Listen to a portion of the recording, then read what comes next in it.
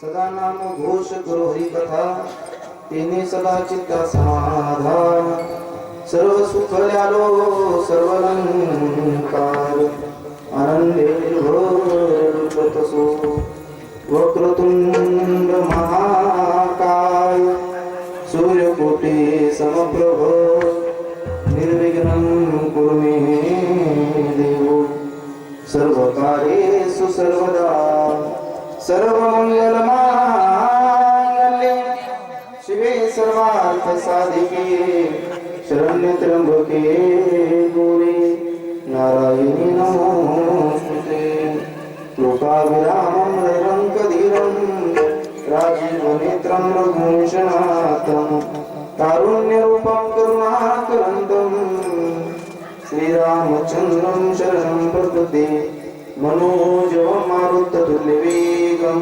जितेन्द्रियं बुद्धिमतां वरिष्ठं वातात्मजं वानरयुक्तमुख्यं श्रीरामदूतं शरणं प्रपद्ये महायोगपीठे पुण्डरीकाय काकुन्दे समागत्य दिष्टं सुतमानन्दकन्दं परब्रह्मलिङ्गं भजे पाण्डुरङ्गं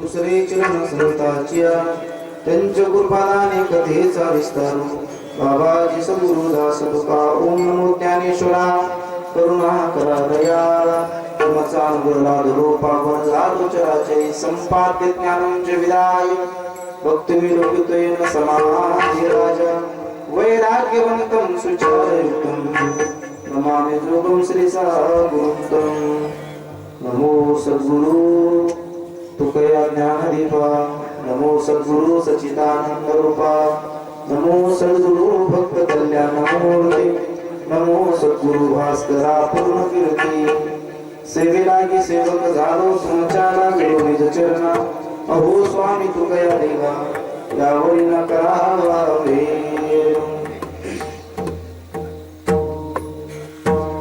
16व्या शतकात एक तारा चमकला जिजाऊच्या पोटी राजा स्वराज जन्मला घडविले स्वराज जे सुखावली प्रजा परस्त्री माती समानच होता आमचा राजा थेंब थेंब रक्ताची आठवण येते आम्हाला कधी विसरणार नाही राजे वंदन तुम्हा करणार छत्रपती शिवाजी महाराज काय परत थांबा जास्त मिरची भाजी खायली आहे ना आले ना सगळेजण पुरुष मंडळी जेवण झाले का छत्रपती शिवाजी महाराज की धर्मवीर संभाजी महाराज की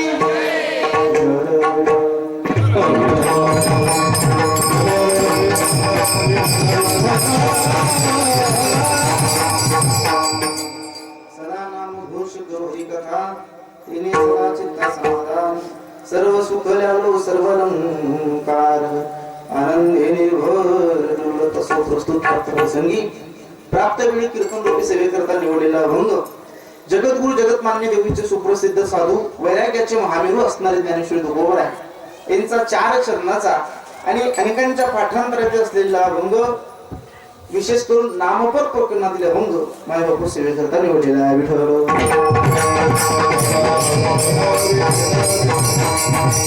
या अभंगामध्ये जगद्गुरु तुकोबर सांगताय की ब्रह्मादिक देवांची इच्छा असून सुद्धा कोणाची ब्रह्मादिक देवांची इच्छा असून सुद्धा जो जन्म त्यांना मिळाला नाही स्वर्गातल्या लोकांची इच्छा होती स्वर्गातल्या देवांना सुद्धा वाटायचं की हा जन्म आम्हाला प्राप्त व्हावा स्वर्गीचे अमर इच्छिताती देवा मृत्यूलोकी व्हावा जन्म आम्हा स्वर्गातल्या देवांची इच्छा असून सुद्धा ब्रह्मादिक देवांची इच्छा असून सुद्धा जो नर जन्म त्यांना मिळाला नाही जगद्गुरु तुकोबरा म्हणतात गड्या तो जन्म आम्हाला प्राप्त झाला हा जन्म आम्हाला मिळाला पण हा जन्म आम्हाला मिळाल्याच्या नंतर हा जन्म आम्ही त्या ठिकाणी याच्या त्याच्या उचापात्या न करता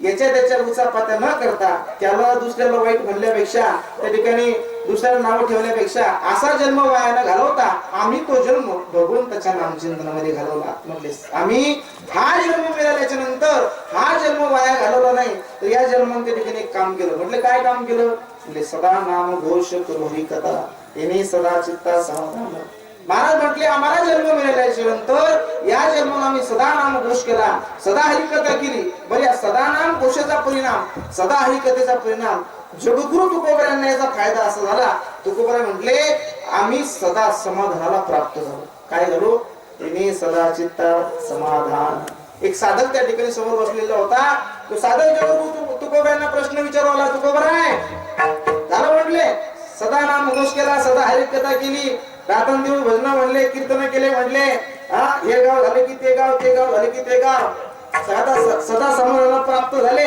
संपलं म्हटले तुमचं ते म्हटले महाराज अजून संपलं नाही या जगामध्ये जे सुख आहे म्हटले या जगामध्ये जे सुख आहे त्या सुखाचा जो बाप आहे ते सर्व सुख आम्हाला प्राप्त झालं सर्व सुख ल्यालो सर्व अलंकार एवढंच नाही तर आनंदही त्या ठिकाणी मिळाला आनंदे निर्भर दुर्लत असो त्या आनंदाच्या राशीवर आमचं जीवन पोहोचलं महाराज सांगा मग एवढं सगळं मिळालं नेमकं कारण काय म्हटलं एकच कारण आहे सदा नाम घोष करो हरी कथा येणे सदा चित्ता समाधान अजून काय मिळालं महाराज त्या ठिकाणी जगद्गुरु तुकोबर सांगत होते असोयचा कोठे आठवची नाही आता कुठेही त्या ठिकाणी असो म्हटले आता आठवडा आला नाही मग काय झालं म्हटले देहीची विधी भोगू दशा त्या विधी स्थितीला सुद्धा आम्हाला आत्मानंद उपभोगता आला याचं कारण जर काय असेल तर एकच कारण सांगितलं म्हणले कोणतं सदा नाम घोष करो हरी कथा आणि तेने सदा चित्ता समाधान शेवटी जगद्गुरु तुकोबर सांगता की तुका म्हणे आम्ही झालो अग्निरूप आता अग्निरूप होणं म्हणजे गाडेकर महाराज जमवलं नाही बरं अग्निरूप होणं म्हणजे म्हणले आम्ही अग्निरूप झालो आणि अग्निरूप झाल्याचा परिणाम जीवनामध्ये असा झाला की लागो निदू पाप पुण्य आता पापही राहिलं नाही पुण्यही राहिलं नाही मग त्या पाप पुण्याच्या राशीवरचं आमचं जीवन त्या ठिकाणी पहळून गेलं तुकोबर आहे एवढं सगळं तुमच्या जीवनामध्ये घडलं नेमकं याला कारण काय त्याला तुकोबर सांगतात एकच कारण म्हटले सदा नाम घोष करो हरी कथा तेने सदा चित्ता समाधान साधा सोपा सरळ अभंगाचा अर्थ माझ्या बुद्धीप्रमाणे मांडण्याचा प्रयत्न केला झाला आपलं कीर्तन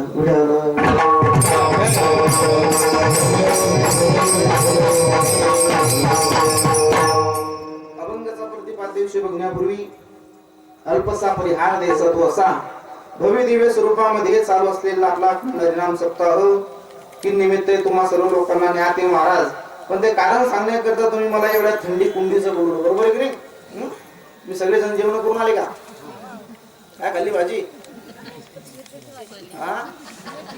या दोघांनी घरी बनवले का जेवायला हे जेवले कोणती चला म्हणतात श्री मल्हारेश्वर संस्थान कोलारा गोड असं नियोजन तुमच्या गावकऱ्यांनी या ठिकाणी केलं तुमच्या गावाचं पॉम्पलेट त्या ठिकाणी पाहिलं बरेच पॉम्पलेट तुमच्या गावाचे येतात आमच्या व्हॉट्सअप ग्रुपवरती आम्ही ते पाहत असतो. मोठमोठे नियोजन तुमचं गाव त्या ठिकाणी सप्ताहाचे करत असतं. गोड असा चालू असलेला सप्ताह आणि या सप्ताहामध्ये पहिल्या दिवशीची कीर्तन रूपी सेवा ही माझ्यासारख्या एका छोट्याशा कीर्तनकाराकडे आली. त्यांचा फोन आला. ते असणारे आमचे अर्चना समूहचे मालक. त्यांनी फोन केला. म्हटले महाराज बऱ्याच वेळेला कीर्तनासोबत असतात, साऊंड त्यांचा असतो. म्हटले महाराज तारीख पाहिजे तुमची. म्हणतो दादा घ्या काय घ्यायची तर. तारीख दिली महाराज. 29 तारीख दिली. माझ्या हातच नाही राहिली नाही. जगन्नाथपुरीला होतो त्यावेळेला डबल 1 तारखेचा फोन आला. त्यावेळेला मी यांना फोन केला. म्हटलं आपली तारीख किती आहे? तुम्ही तुमच्या ध्यानात नाही का? मी म्हटलं नाही बाबा. त्यांनी बघितली सांगितली म्हणे 29 तारीख. म्हटलं ठीक आहे. जी तारीख घेतली कार्यक्रम मला ती कॅन्सल झाली दुसरी. फार मोठा नमस्कार निघून जाऊ द्या. असो सुंदर असा चालू असलेला सप्ताह. आजचे सौजन्य आहेत श्री सिद्धेश्वर नारायण सोळंकी आणि आज ज्यांचं अन्नदान आहे ते म्हणजे श्री अशोक बाबूराव सोळंकी आणि श्री राजेंद्र विठोबा सोळंकी. गोड असा सोहळा आहे. लाजवेल असा हा सप्ताह त्या ठिकाणी आहे. गोड निवेदन त्या ठिकाणी आहे. त्याचबरोबर आज या कार्यक्रमाकरता उपस्थित सर्वच महाराज मंडळी त्या ठिकाणी आहे. गायक वादक असतील, गुणिजन मंडळी असेल, ज्यांची थाप तुम्ही ऐकत आहात आणि गेले 7 दिवस आता ऐकणार आहात ते असणारे आपल्या या गावचे सुपुत्र है ना शंकर महाराज. गोड टाळी वाजवलं माझ्याकडे मन मोकळं करा मन मोकळं चांगली वाजत. त्याचबरोबर दुसरे मृदंगाचार्य आमचे कृष्णा महाराज. हा तेच तर म्हटलं कृष्णा महाराज. अगदी कृष्णासारखे दिसणारे फक्त कृष्णासारखे बाबू त्याला प्रत्येक आपले जमणार नाही महाराज. चला गोड अगदी ज्यांची थाप आहे, गोड अगदी मृदंग वाजवतात अगदी कमी वयामध्ये. मूर्ती लहान आहे पण कीर्ती त्या ठिकाणी खूप महान आहे असे कृष्णा महाराज. त्यांना सुद्धा खूप खूप धन्यवाद देतो.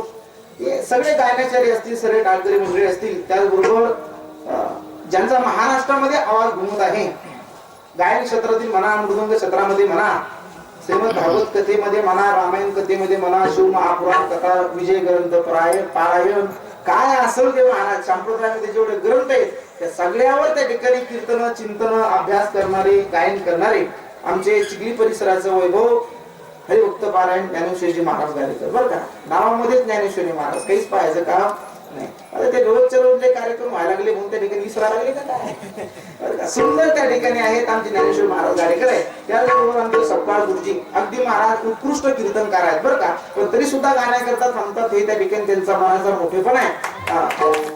सर्व त्या ठिकाणी गुणजन मंडळी हे सर्वजणी तर लाभले महाराज बरं का. हे पैसे देऊन भेटणारे लोक नाही. 20-20 हजार रुपये तुम्ही दिले तरी भेटत नाही महाराज लोक. हा दोन्ही मृदंगाचार्य आपल्या गावामध्ये हे त्या ठिकाणी गावामध्ये थांबताय. दोन्ही गायनाचार्य यांना रोज लोक फोन करतात महाराज आमच्या गावामध्ये या, आमच्या गावात कार्यक्रम आहे, आम्हाला तुम्ही पाहिजे. रोज रोज फोन आहेत महाराज. याच्या पुढे जाऊन बोलू का. उन्हाळ्यामध्ये 4 महिने एक बाई रोज फोन करायची. उन्हाळ्यामध्ये 4 महिने एक बाई रोज फोन करत होती. रस प्यायला ये म्हणलं मा हे काही गेले तरी आपल्या गावामध्ये येतात. याचं एकच कारण आहे ते म्हणजे तुम्हाला सर्व गावकऱ्यांचं प्रेम आहे. सर्वांना धन्यवाद देतो. ज्यांची साऊंड सिस्टीम आहे असे अर्चना साऊंड वाले आमचे दादा सिद्धेश्वर दादा त्यांना सुद्धा खूप खूप धन्यवाद देतो. गोड साऊंड लावतात त्यांच्याकरता एकदा उत्कृष्ट टाळी वाजवा. सर्व त्या ठिकाणी सगळे चांगले, तुम्ही त्या ठिकाणी चांगले आहात. विणेकरी बाबा आहे महिला मंडळ गावात नाही का. वा वा वा महाराज महिला मंडळ गावातले सगळं आता त्या ठिकाणी सगळे एका होणी बहिरी असे. फक्त आजचा कीर्तनकार हलका आहे शरीरानं असू द्या तुमच्या ठिकाणी अभ्यासानं कमी असेल. त्याचबरोबर ज्यांचा चॅनल आपल्या समोर आहे विदर्भ वारकरी सेवा, आपल्या आजचं जे कीर्तन आहे हे सर्व त्या ठिकाणी युट्यूब वरती पडणार आहे. विदर्भ वारकरी सेवा त्यांचे युट्यूबचं चॅनल आहे. त्यांच्या चॅनलला सुद्धा सबस्क्राईब करा. सर्वांना धन्यवाद देतो. माझ्यासोबत आलेले आमचे परम मित्र परम आदरणीय डॉक्टर साहेब गणेश डॉक्टर खरात, डॉक्टर गणेशजी खरात साहेब हे माझ्यासोबत नेहमी कार्यक्रमात असतात. त्यांना सुद्धा धन्यवाद. त्याचबरोबर चिखलीला ज्यांची त्या ठिकाणी डॉक्टर म्हणून त्या ठिकाणी काम करतात, आपल्या गावामध्ये त्या ठिकाणी काम केलं असेल, तुमच्या सर्वांचे परिचित आहेत. आमचे त्या ठिकाणी बऱ्याच वेळ ते रक्त काढलं पण त्याचे ध्यानात नाही आता आहे का नाही. आमचे रवी दादा बरं का सुंदर त्या ठिकाणी आहेत. त्यांना सुद्धा खूप खूप धन्यवाद देतो. सर्वांना धन्यवाद देतो. आणि त्या ठिकाणी जास्त वेळ की आपल्याला कीर्तन करायचं नाही. 1 तास उरला खटपांग राहायची. 1 तासामध्ये आपल्या त्या ठिकाणी कीर्तन बघायचंय. त्या अभंगाचा भावार्थ बघायचा आहे. म्हणून सर्वांनी त्या ठिकाणी कुठे हालचाल करू नका. इकडे बघा बघा काय एकदा बांधायचं बांधून घ्या, कानाला बांधा घ्या, फक्त कीर्तन उस्तर कोणी विक्षेप करू नका.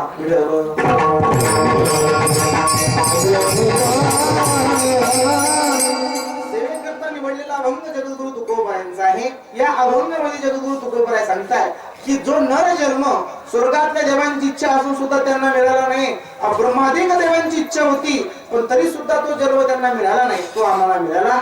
आणि आम्हाला हा जन्म मिळाल्याच्या नंतर आम्ही या जन्मामध्ये काम केलं. म्हटले काय काम केलं? सदा नाम घोष करू हरिकथा. आम्ही त्या देवाचं सदा नाम घोष केला, म्हटले सदा हरिकथा केली. आणि याचा परिणाम आमच्या जीवनात असा झाला की आम्ही सदा समाधानाला प्राप्त झालो. ऐका, इथं बसलेल्या सर्व लोकांची इच्छा आहे महाराज, माझी सुद्धा इच्छा आहे, या सर्व स्टेजवर असलेल्या सर्वांची इच्छा आहे की आम्ही सुद्धा समाधानी व्हावं. काय वाटतं? सगळ्यांना वाटतं आम्ही समाधानी व्हावं. पण बघा, जर समाधानी व्हायचं असेल तर एक गोष्ट आहे, ती म्हणजे तुम्हाला त्या ठिकाणी काळाला जिंकावं. कशाला? बोला बोला, तुम्ही बोलत नाही का? काळ करतो तुम्हाला काळ. नागबाबांनी सुंदर वर्णन केलं. नागबाबा म्हणतात घडी घडी काळ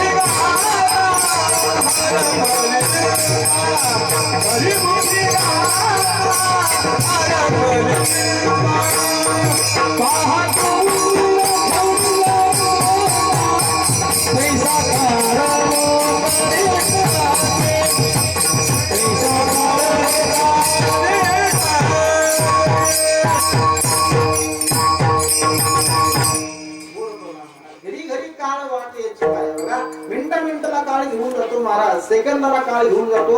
नागबाबाच्या हरिपाठाचा शब्द आहे. नागबाबा म्हणतात तो काळ आतापर्यंत कधीच कोणाकरता थांबला नाही आणि कधी थांबणारही नाही. बघा, हे जे जीवन आपल्याला मिळाले महाराज, 4 दिवसाचं जीवन आहे. किती?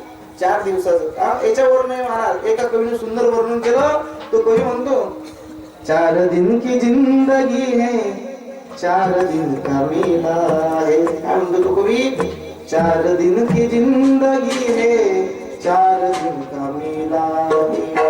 आया तू अकेला जग में, आया तू अकेला जग में, आया तू अकेला जग में, जाए भी अकेला है.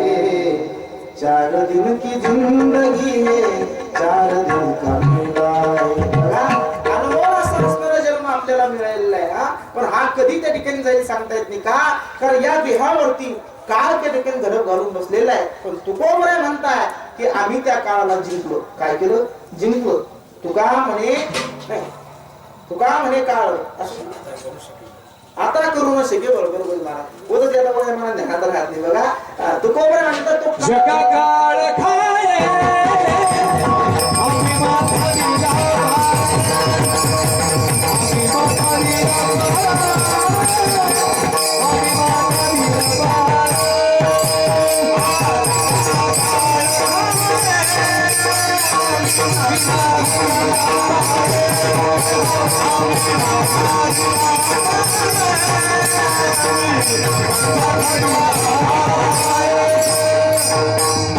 जगा काळ खाय आम्ही माता दिला पाय. तुकोबराय म्हणतात आम्ही त्या काळाला जिंकलो. कसं जिंकलं? की जो काळ सगळ्यांना नेणारे म्हटले त्या काळाच्या मुंडकेवर तुकोबराय म्हणतात माझा पाय. ऐका, जगद्गुरु तुकोबरायने काळाला जिंकलो. एवढंच नाही महाराज, तर ध्रुव बाळ त्या ठिकाणी अगदी लहान होता आणि त्या ध्रुव बाळाला जगाच्या मालकानं ध्रुवा दिलं म्हटलं तुला आढळपद. ध्रुव बाळ अगदी लहान आहे महाराज, काही समजत नाही त्याला. पण ऐका, ध्रुव बाळाला आढळपद प्राप्त झालं पण त्याला त्या आढळपदावर जाता येत नाही. मग त्यानं काय केलं महाराज? डायरेक्ट काळालाच हाक मारली. म्हणे काळा खाली डायरेक्ट यमराजाला बोलवलं महाराज. यमराजाच्या मुंडक्यावर पाय देऊन तो ध्रुव बाळ आढळपदाला प्राप्त झाला. म्हणून तो रोज दिसतो आपल्याला महाराज. काय ध्रुव वा.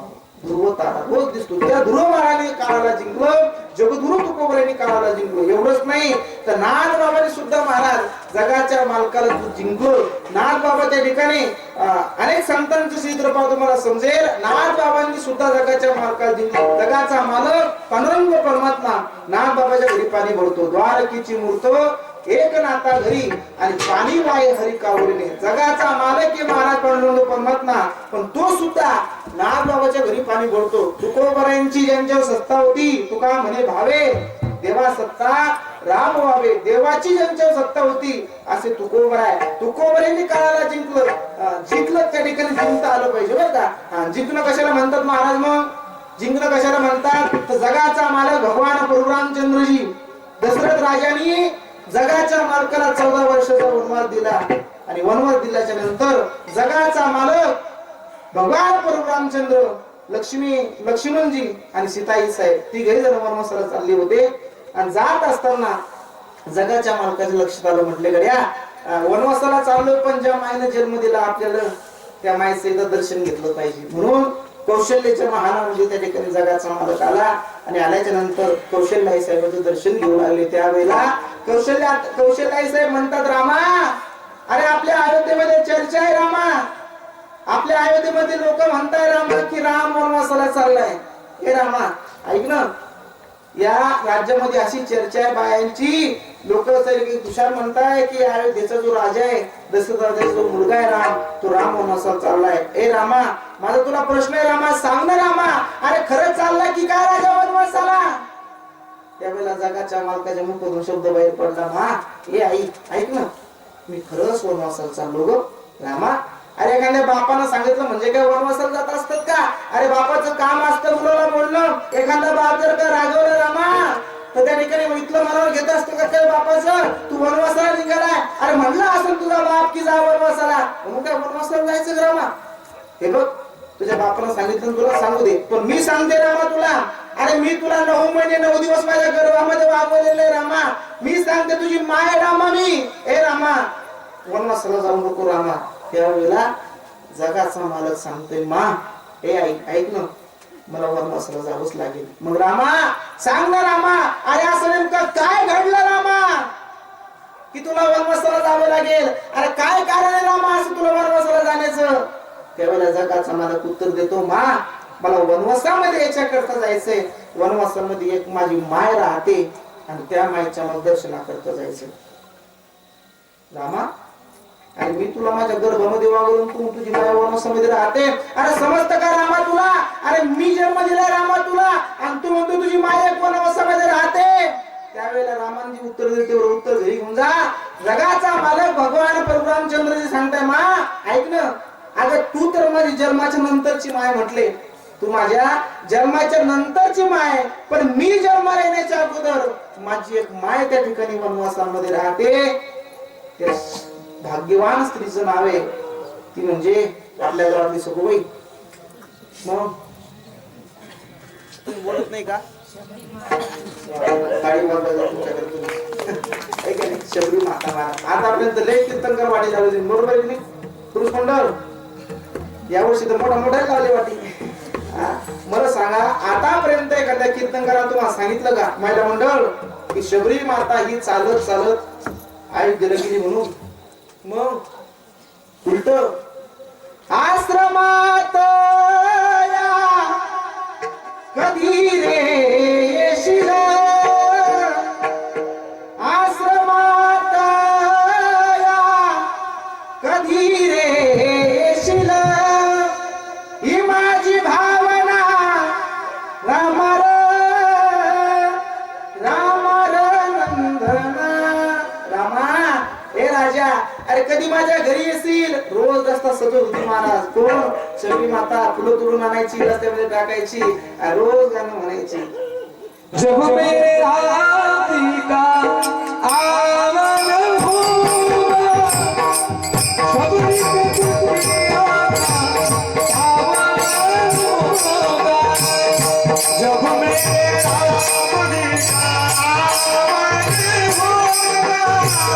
शबरी की दुनिया का आवन होगा.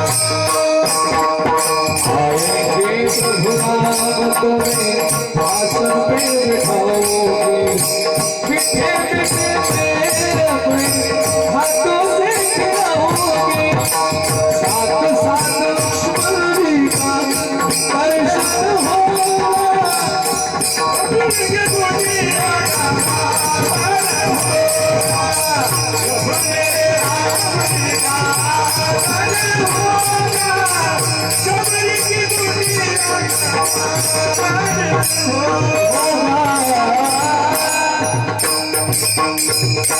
जब मेरे राम जी का आवन होगा शबरी के कुटियों का पावन होगा। रोज रस्ता सजवायची महाराज, फुलं तोडून आणायची, टोकरीमध्ये बोरं आणायची आणि रोज वाट पाहायची रामाची.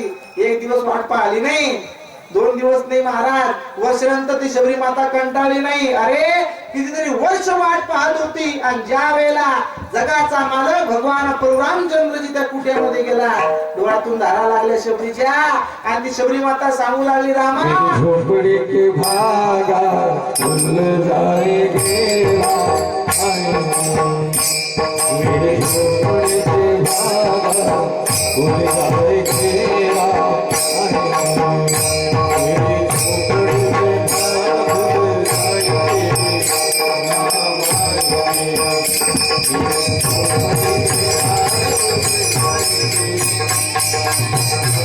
भूल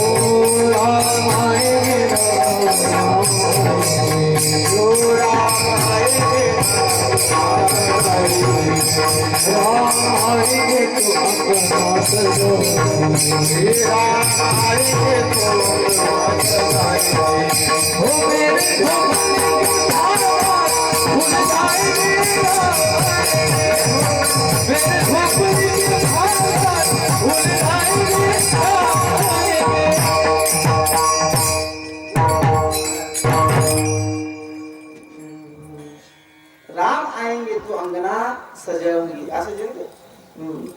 ज्या वेळेला शबरी माता वाट पाहते आणि वाट पाहत असताना ज्या वेळेला जगाचा मालक भगवान परशुरामचंद्रजी त्या कुट्यामध्ये गेला, त्यावेळेला शबरी माता सांगत होती शबरी माता सांगत होती रामा अरे कितीतरी वर्षापासून तुझी वाट पाहते रामा, स्वप्नात सुद्धा विचार केला नव्हता रामा की तू माझ्या घरी येशील. रामा अरे सांग ना रामा तुला काय देऊ. ए रामा असं वाटतं तुझ्यावरून जीव वाळवून टाकावा रामा, भरपूर असं द्या वाटतं रामा तुला, पण देण्याकरता काही नाही. शबरी मातेकडे देण्याकरता काही नव्हतं. टोकरीमध्ये बोर आणलेले होते, त्या बोरामधलं त्या ठिकाणी राम जगाच्या मालकाला बोर खाण्याकरता देत होती. त्यावेळेला बोर काढायची, तोंडामध्ये टाकायची, ते कडू बोर असलं ते रामाला खायला देत होती आणि गोड बोर स्वतः खात होती.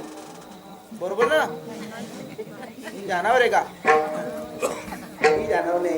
ऐका मी सांगतो तुम्हाला, ऐका जे कडू बोर होतं मला ते फेकून देत होती आणि गोड बोर असलेलं रामाला द्यायची. ऐका शबरी के बेर सुदास के रुचि रुचि भोग उद्धवजी चल उद्धवजी चल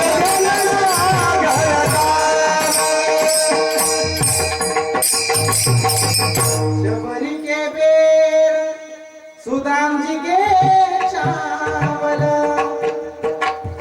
शबरी के भेर सुदाम जी के चावल, रुचि रुचि भोग लगावे उद्धव जी चल विदुरा घर जावे. ऐका जगाच्या मालकाला दृष्टी पुढे खाऊ घातले महाराज, त्या शबरी मातेनं देवाला जिंकलं. जगाचा महाराज सांगतो मा अगं मी तुझ्याकडे आज काही मागण्याकरता आलो नाही का, मी तुला देण्याकरता आलोय. ऐका त्या शबरी मातेने देवाला जिंकलं. आपल्या सुद्धा कोणत्याच मंदिरात जाण्याची गरज नाही बरं का, काही भक्ती करायची गरज नाही महाराज. आपली भक्ती जर का शबरी सारखी असेल तर आपल्या घरी सुद्धा जगाचा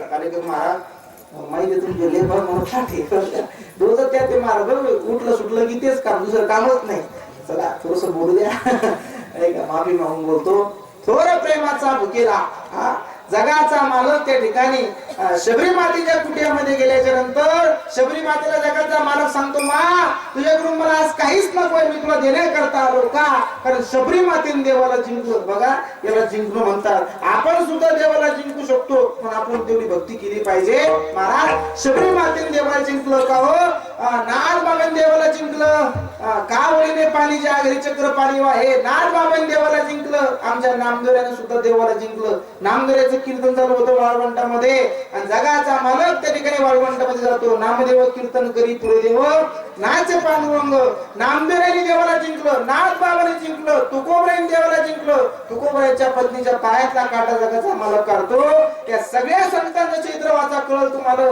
आमच्या जनाबाईने सुद्धा देवाला जिंकलो महाराज बर का रोज जनाबाई भजन करायची ओव्या गावोनी स्वरात काय म्हणायची ओव्या गावोनी स्वरात दासी जनीच्या घरात दळण दळिले सख्या श्री हरी आळ चोरीचा माझ्या रोज भजन करायची महाराज बरं का रोज भजन करायची त्या जनाबाईने देवाला जिंकलं जनाबाईच्या घरी जगाचा मालक येतो केसातल्या वाघ काढतो त्या जनाबाईच्या घरी देव आला नाथ बाबाच्या घरी देव गेला नामदेवाच्या घरी देव जातो तुकोबराच्या घरी देव जातो महाराज किती संत सांगायचे चोखोबराच्या घरी जाऊन जगाच्या मालकाला बाळपण करावं एवढे सगळे काम संतांच्या जगाचा मालक करतो मग महाराज नेमकं संतांच्या घरी देवाने एवढं काम करावं असं नेमकं त्या संतांनी काय केलं सदाराम घोष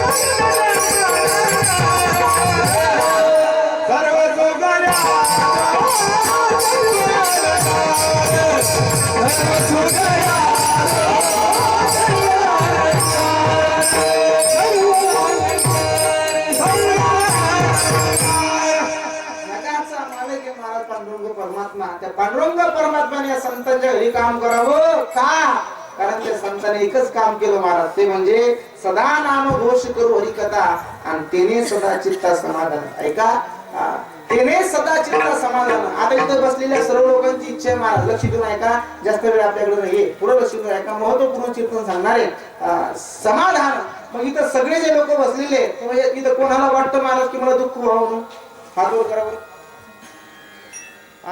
कोणाला वाटत नाही तुम्हाला तो माझी भाषा कळती ना मी काय म्हणतोय कळतं ना तुम्हाला कोणता तालुका आहे चिखली तालुका मग सिंदखेडराजा तालुका कळती भाषा मग तालुका बदलला म्हणून त्याने काही समजत नसेल बाबा आमच्याकडे लोक मी लेगे जातात तुमच्याकडं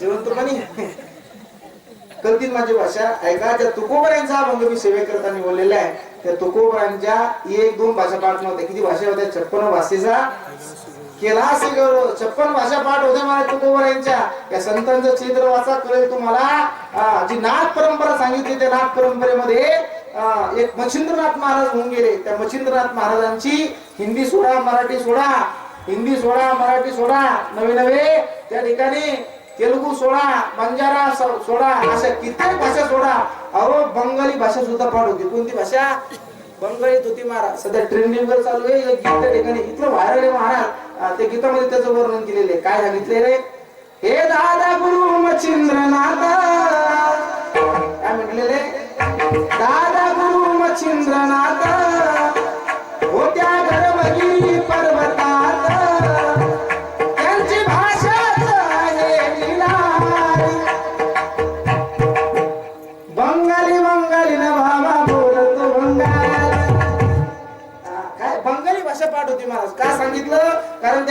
असे संतांचं जे चरित्र वाचलं तर कळेल आपल्याला बरं का. असे अनेक संत आहेत महाराज, त्यांच्या त्या ठिकाणी अनेक भाषा पाठ आहेत. चला माझं काय सुरू होतं सांगा बरं, विसरले का? हा ऐका, सदा नाम घोष करू हरिकथा. इथं प्रत्येकाची इच्छा मला की आम्ही समाधानी व्हावं, समाधानी सगळ्यांना व्हावं असं वाटतं. एक वाक्य बोलू का? समाधानी होणं म्हणजे याचा जर आपल्या थोडक्यात अर्थ लावायचा म्हटला ते म्हणजे सुखी होणं. काय होणं? सुखी होणं. सगळ्याला ते ठिकाणी सुख पाहिजे ना. हा मी सोबत आणलेले म्हणून म्हणलो. प्रत्येकाची इच्छा मला इथं असं एकही व्यक्ती नाही ज्याला दुःख आवडून सुखा लागी करशी तळमळ. रात्रंदिवस आपली तळमळ सुरू आहे महाराज. रात्रंदिवस आपला तरफडा सुरू आहे. वावरात जाय, पाईप बदल, गहू पेर, पराठी उपड, गहू पेर, हरभरा पेर, मक्का लाव, चिया लाव, काय नाही ते कष्ट सुरू आहे महाराज. कशा करता? फक्त माझ्या एका भावाचं लग्न व्हा आणि लग्न झाल्याच्या नंतर त्याला पोरग व्हावं आणि ते मी आम्हाला डोळ्यानं पाव. कशाला? काय गरज तुम्ही जाय तू आता जागा खाली कर, दुसरं येण्या आहे का नाही. सगळी तळमळ सुरू महाराज. रात्र दिवस पडलं सुरू. कशा करता? ती म्हणजे सुखा करता. पण एक वाक्य बोलू का? सुख साधण्याचं साधन, सुख शोधण्याचा मार्ग एवढंच नाही तर सुख शोधण्याचं आपल्याकडून वर्म चुकतंय. काय चुकतंय? चुकलिया वर्म फेरा पडे. ज्या ते आपण जन्म मरणाचं दुःख भोगते महाराज. कशा करता? पुनरपी जन्म पुनरपी मरणम उपजेते नासे नासले ते पुनरपी दिसे जे घटिका यंत्र जैसे परभ्रमिका. रात्रंदिवस त्या ठिकाणी जन्मायचं मरायचं, जन्मायचं मरायचं हे जे आपला पराक्रम सुरू आहे. कशा करता? सुखा करता. आणि ही जी परंपरा आहे, कुठली परंपरा आहे? आजा मेला पंजा मेला बाप मसना गेला रे, देखत देखत ना तू पण तोही तैसा झाला रे. रात्रंदिवस तर सुरू महाराज. कशा करती? म्हणजे सुखा करता. पण सुख साधण्याचं वर्म आपल्याला कळलं पाहिजे. कसं काय वर्म आहे बरं सुखाचं? महाराज म्हटले ऐसे वर्म मोजदावी नारायण अंतरीच्या पुन्हा प्रगोपनी. वर्म कळलं पाहिजे महाराज. आणि वर्म कळल्यामुळे काय होतं? लक्ष्मणजीला शक्ती लागली. ढाय बुकून जगाचा मालक रडतोय, माझ्या लक्ष्मणजीचा प्राण वाचला पाहिजे म्हणून त्या ठिकाणी जगाचा मालक रडत आहे. वैद्याला बोलवलं, पाठवलं. वैद्य त्या ठिकाणी आला आणि आल्याच्या नंतर वैद्य सांगू लागला, प्रभू लक्ष्मणजीची जर शक्ती उतरायची असेल तर तुम्हाला द्रोणागिरीवर जावं लागेल, तिथून ओली आणावं लागेल आणि त्या ओलीचा रस तुम्हाला लक्ष्मणजीच्या कानात नाका सोडावं लागल, तेव्हा लक्ष्मणजीचा प्राण वाचल. असं कोण सांगत होतं? वैभव महाराज. सुषण वैद्य सांगत होता महाराज. आणि वैद्य सांगितल्याच्या नंतर जगाचा मालक रडत आहे. जगाच्या मालकाने त्या ठिकाणी अंगदाला बोलवलं, अंगदा माझ्या लक्ष्मणाचा प्राण वाचवण्याकरता तुला द्रोणागिरीवर जायचंय, तिथून ओली घेऊन यायची आणि त्या ओलीचा रस जर सूर्य उदयाच्या आत माझ्या लक्ष्मणाच्या कानात नाका सोडला नाही तर लक्ष्मणाचा प्राण वाचणार नाही. त्यावेळेला अंगदाने उत्तर दिले, प्रभू ऐका ना, मी जाण्याकरता तयारी म्हटले. मी तुमचा दास आहे, मी तुमचा अंकित आहे. तुम्ही सांगितलेलं काम करणं माझं काम आहे. पण ऐका ना म्हटले, मी जायला तयार आहे पण येण्याची माझी गॅरंटी नाही. काय? जी आठ आहे म्हटले सूर्य उदयाची, त्या आठच मला परत येतील का नाही ही मला गॅरंटी नाही. अंगदाने नकार दिला. जामवंताला बोलवलं, जामवंताने सुद्धा नकार दिला. महाराज हे काम कोण करणार आहे? सगळे जण त्या ठिकाणी पाहत होते, कोण काम करल, कोण काम करल. सगळे वाढणाऱ्याने एका मुखाने ठराव मंजूर केला. म्हटले हे काम एकच व्यक्ती करू शकतो, ते म्हणजे कोण? म्हणजे गाडेकर महाराज. मग हनुमंतरायला बोलवलं. हनुमंतराय जी प्रभू द्रोणागिरीवरती जायचंय, जातो प्रभू. ओली घेऊन यायचे, आणतो प्रभू. पण हनुमंता आठ अशी जर सूर्य उदयाला आला आणि त्या ओलीचा रस जर कानात नाका सोडला नाही हनुमंता तर आपल्या लक्ष्मणाचा प्राण वाचणार नाही. त्यावेळेला हनुमंतरायने सांगितलं, प्रभू काही काळजी करू नका. हनुमंतरायने रातच्या 12:30 वाजता उड्डाण केलं महाराज. पण उड्डाण केल्याच्या नंतर हनुमंतराय महाराज मनात विचार करू लागले, म्हटल्याकडे आपण चाललोय खरी पण जात असताना जर कुठं सप्ताह चालू असला, कुठं कीर्तन भजन चालू असलं, कुठं मिरची भाजीची पंगत असली आजच्या सारखी, एखाद्या वारकऱ्याने जर लयच आग्रह केला की माऊली तुम्हाला जेवून जावंच लागतं, एखादं म्हटलं महाराज घ्यायची तुम्हाला घेणच लागती ती म्हणजे चहा, तर पुढे जाता येणार नाही. मग हनुमंतराय म्हटल्याकडे त्याची आठ आहे, त्याला आपण बांधून घेतलं पाहिजे. हे वर्ण हनुमंतरायने जाणलं महाराज. काय होती आठ? काय होती? सूर्य उदयाची. रातच्या 12:30-1 वाजता हनुमंतरायने उड्डाण केलं महाराज. कुठं? द्रोणागिरीवर नाही, थेट स्वर्ग लोकांमध्ये. सूर्यनारायण महाराज दिवसभर त्रासून आलं होतं, दिवसभराची ड्युटी केली, झोपलो होतो. संध्याकाळी कोण? सूर्यनारायण. रात्री हनुमंतराय दरवाजावरती उभे, आणि उभे असताना त्या ठिकाणी दरवाजा वाजू शकत नाही. म्हटले मग काय करायचं? हनुमंतरायने आपल्या खिशातला मोबाईल काढला आणि सूर्यनारायणच्या मोबाईलला मिस कॉल दिला. आता 12:30-1 वाजता सूर्यनारायण झोपलेलं होतं, पण सूर्यनारायणची बायको फोन पाहत होती. रातचे सगळे चेक होतं महाराज. काही करा तिथे भरतो मी काम. संध्याकाळी सगळी हिस्ट्री चेक होती. इथं सगून कोण माया म्हणतात, साधन नका समजू. फोन पाहत होती महाराज. एवढ्या रातच्या 1 वाजता फोन आहे, कोणाचा मिस कॉल असेल? संशय जाते महाराज बर का, तेव्हा संशय घेणार. म्हटलं एवढ्या रातच्याला फोन करायचं काय काम? कोण आहे? रिटर्न फोन लावला. जसा फोन लावला तसा आवाज आला, श्रीराम जय राम जय जय राम. कोण आपण? म्हटले हनुमंतराय. आता हनुमंतराय म्हटल्याच्या नंतर सूर्यनारायणची बायको तर कापायला लागली महाराज. का? हे म्हटले माझ्या मालकाचं काय? म्हटले उठवलं मालकाला, उठा काय झोपा घ्यायला लागले? म्हटले तुमचा काय दारामध्ये उभा आहे? ते म्हणजे कोण आहे? म्हणजे हनुमंतराय. हनुमंतराय म्हटल्यानंतर सूर्यनारायण म्हणीकडे या. ते लहान असताना मग गोड जेवण झालं म्हणे. सूर्यनारायण ज्यावेळेला लहान होतो ना, त्याच वेळेला माझं गोड जेवण झालं, पण इंद्राची माझ्यावर कृपा झाली आणि माझा प्राण वाचला. पण आता हनुमंतराय येणं, गाडेकर महाराज म्हणजे गोड जेवण श्राद्ध एका टायमाला घालणे. काय म्हणणे म्हणजे काही म्हणणे, दार उघडा म्हणणे. पण हनुमान त्या ठिकाणी सूर्यनारायण शहाणे होते महाराज बरं का. शहाणे माणसं दादा भांडण लागले की पुढे जात नाही, बायको पुढे करतात. ऐका नाही, शहाणे होते सूर्यनारायण. ते म्हणजे काय म्हणणे, दार उघडा म्हणणे. ते म्हणजे दार मी उघडलं नाही, दार तो उघडायचं. दार उघडलं आणि साष्टांग पूर्णिपात केला. हनुमंतराय संत होते. श्री संताची माथा चरणावरी आशीर्वाद दिला. अष्टपुत्र सौभाग्यवती भव. सूर्यनारायण मुलीकडे 8 लेकरू तर आता काही थांब ऐके नाही. 8 बोलवलं. म्हटले कस काय येणं केलं? बसण्याकरता उघडी टाकली, चहा पाणी झाला. म्हटले हनुमंतराय रातचा 1 वाजलाय. म्हटले कस काय येणं केलं? म्हटले काही नाही, लक्ष्मणाला शक्ती लागली आणि लक्ष्मणाचा प्राण वाचवण्याकरता मी द्रोणागिरीवर चाललो. वली आणायची आणि तो वलीचा रस घरात नाका सोडायचा आहे. पण 8 होती म्हटले जर सूर्य उदयाला आला तर त्या ठिकाणी लक्ष्मणाचा प्राण वाचणार नाही. ते सूर्यनारायण म्हणजे आम्हाला करायचं काय सांगा ना. ते म्हणजे काहीच करायचं नाही. किती जर पॅकेज भेटलं म्हटले 30 लाख देतो, 3 खोके देतो, तरी फुटायचं नाही. म्हटले आपल्या पक्षात तुम्ही आहे ना, जसे तसेच राहा, काही फायदा नाही. म्हटले आपल्या पार्टीत राहा, कारण सत्ता आपली पार्टीच करणार. म्हटले काय करायचं? काहीच करायचं नाही. म्हटले फक्त जोपर्यंत मी फोन करत नाही तोपर्यंत तुम्ही उगवायचं नाही. ऐका, हनुमंतराय त्या ठिकाणी द्रोणागिरीवर जात आहे, ओली घेऊन येत आहेत. लक्ष्मणाच्या कानात नाकात सोडला जातो. लक्ष्मणाचा प्राण वाचतो. जर लक्ष्मणचा प्राण वाचला असेल तर याला एकमेव कारण महाराज, ते म्हणजे हनुमंतरायने वर्म जाणलं. ते म्हणजे सूर्य उदयाची 8 होती. ती 8 ज्याची 8 होती त्याला बांधून घेतलं. हे वर्म हनुमंतरायने जाणलं. लक्ष्मणजीचा प्राण वाचला. ही वर्म जाणल्याची ताकद आहे. आपण सर्वजण रात्रंदिवस पळतो, सूर्य रात्रंदिवस सुखा करता मरमर करतो, पण सुखाचं काय वर्म आहे महाराज आम्हाला आतापर्यंत कळलं नाही. कळालं महाराज. आपण या संसारामध्ये गुरफटल्या गेलो महाराज. हे जो संसार आहे ना, संसार दुःख चौकड इंगळ, हे जो संसारामध्ये गुरफटल्या गेलो. भागवतामध्ये गजेंद्र नावाचा गजेंद्राची कथा आहे. गजेंद्र सुद्धा असाच आपल्यापणाच्या मोहापाशी अडकलेला होता. त्याला वाटायचं जग माझं आहे, बायको माझे, मुलगा माझे, पोरं माझे. पण शेवटी कोणी कामी आलं? कोणीच कामी येत नाही महाराज. इथं बसलेले मंडळी, तुम्हाला माझी विनंती आहे, मला सांगा तुम्ही साई असताना परमार्थ करतो का प्रपंच करतो? बोला बोला, तुम्ही बोलत नाही का? पिऊ का चहा घेऊ? बोला ना. हा, साई असताना तुमचा प्रपंच सूर्य बाबा का परमार्थ सूर्य? आपलं परपंच सूर्य. काय सूर्य? परपंच सूर्य. परमार्थ आपण करत नाही. जर परमार्थ साय असा केला असता तर ज्ञानोपरायण आपल्याला करता म्हणलंच नसतं. सायासे करीसी प्रपंच दिवशी हरिशीना भजशी कवण्या गुणे.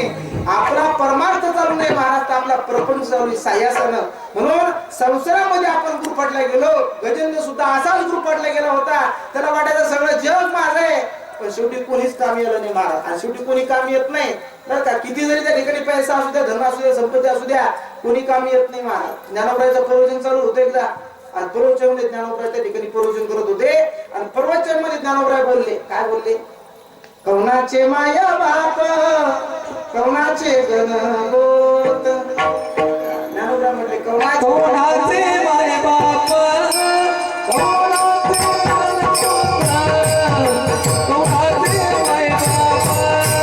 Oh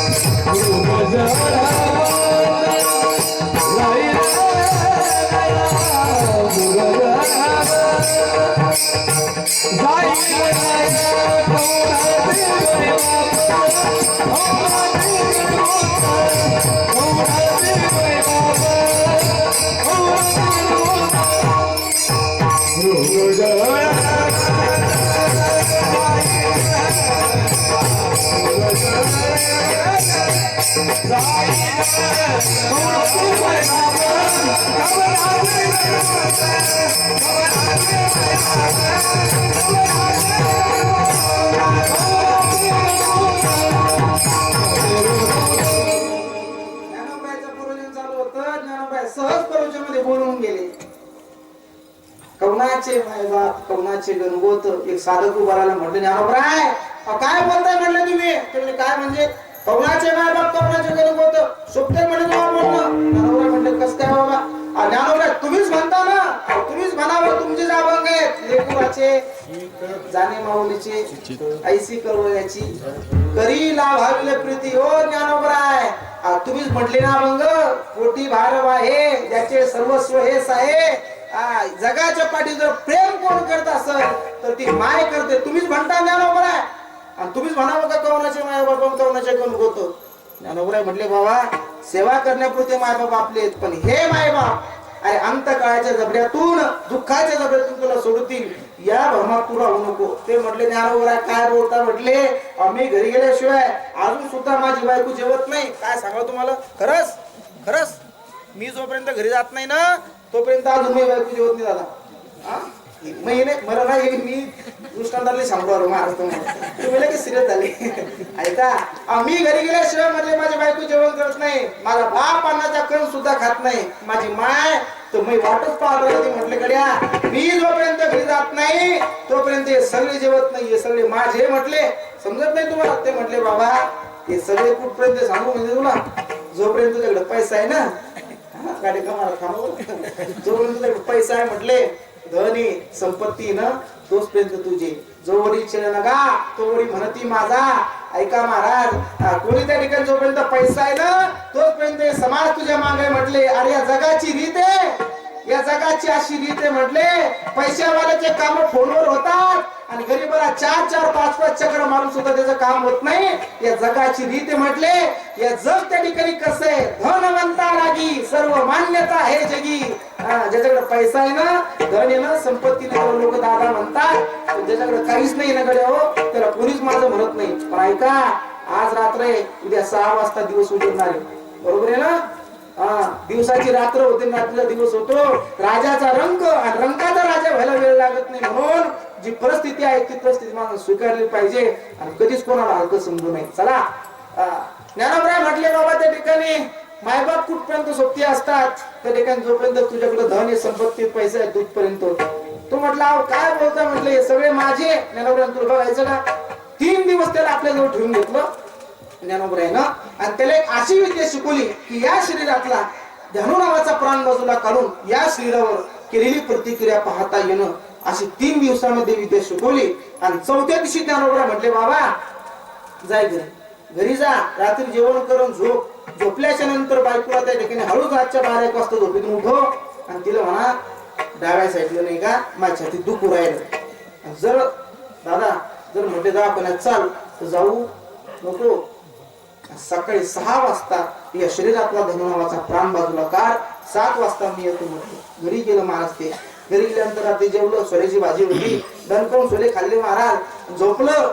12:30-1 वाजता जागी झालं. म्हणे होय तुम्ही काय डाव्या साईडचं नाही का कधी दुखू राहिलं. तुम्ही झोपा मोकळ्या ना, समजतात तुम्हाला?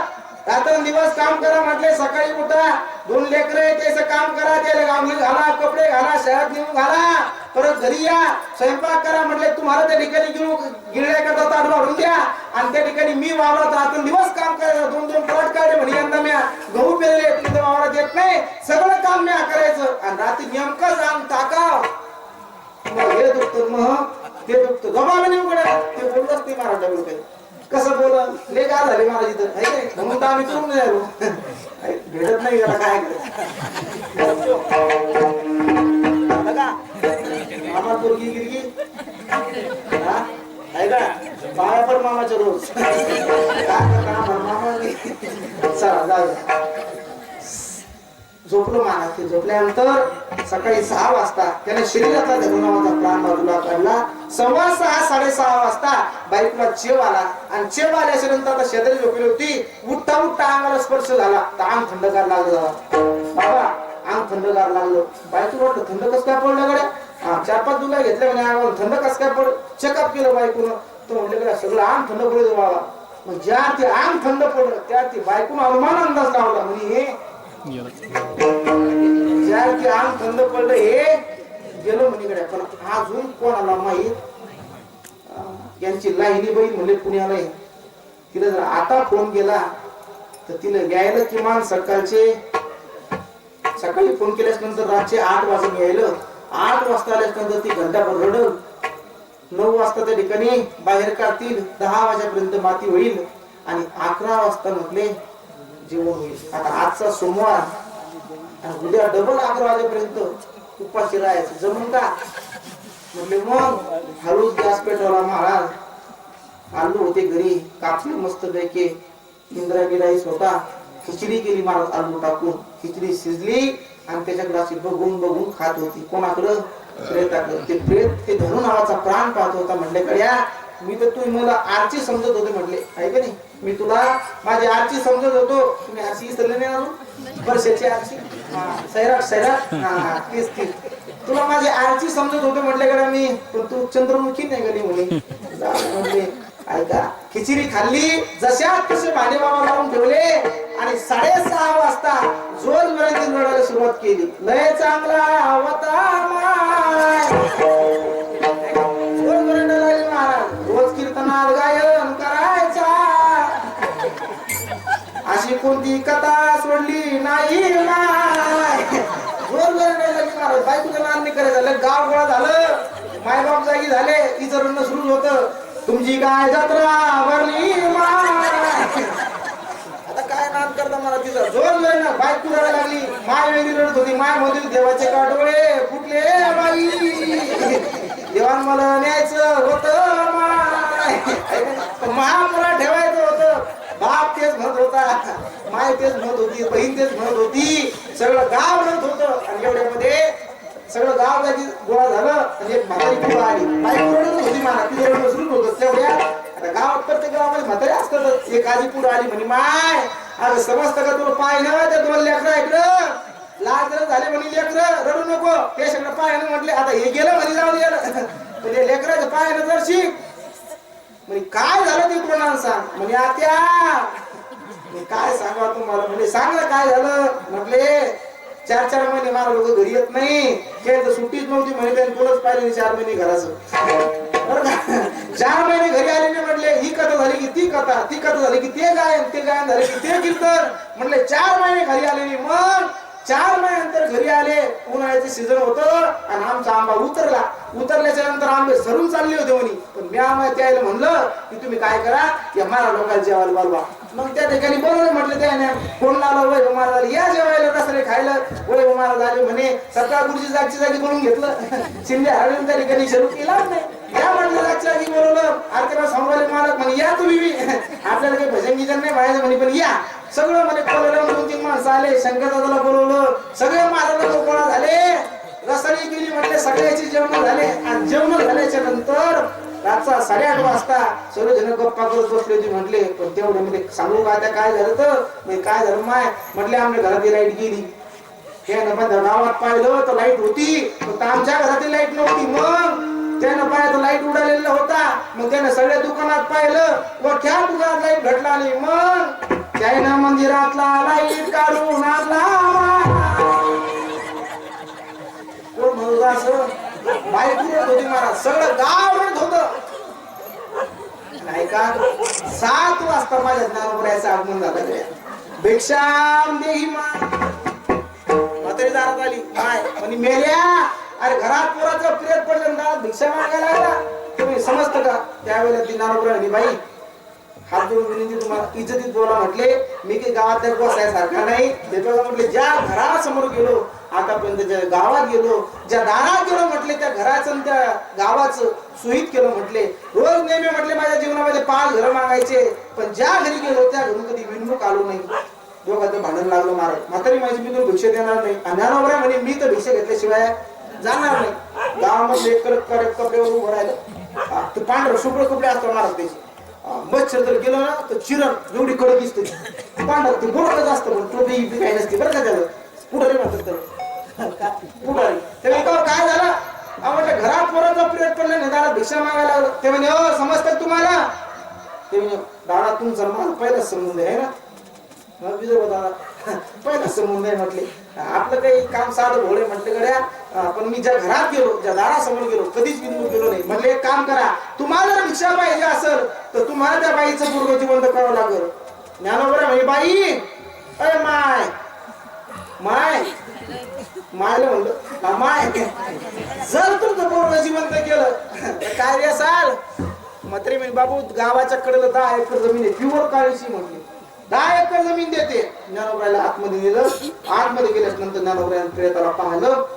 म्हटले गड्या जर याला जिवंत करायचं असेल तर मला त्या ठिकाणी एक दुधाचा गिलास पाहिजे. दुधाचा गिलास भरून आणला. काहीतरी असं मंत्र फुटफुटल्यासारखं गेलं. काय नव्हतं महाराज मंत्र गिंत्र, पुस्तक फुटफुटल्यासारखं गेलं. म्हटले जर तुमचा पोरगा जिवंत करायचा असेल तर जो हा दुधाचा गिलास पी तो मरण आणि पोरग जिवंत होईल. जोरात होती महाराज. माय देव का दाडा झाला. देवाचे का डोळे फुटले. म्हणे माय चष्मावाली माय. देवाला म्हणे घरी आता देवाला डोळ्याचं ऑपरेशन केलं, चिखलीला जोशी डॉक्टरकडे. म्हटले तीर्थयात्रा झाली, त्याला सगळं दिसतं. म्हटले आता क्लिअर. मग म्हणे घ्या तुम्ही मरसाल तुमचं पोरग. मात्र म्हणे या पोरा करता मरू आणि दुसऱ्या पोराला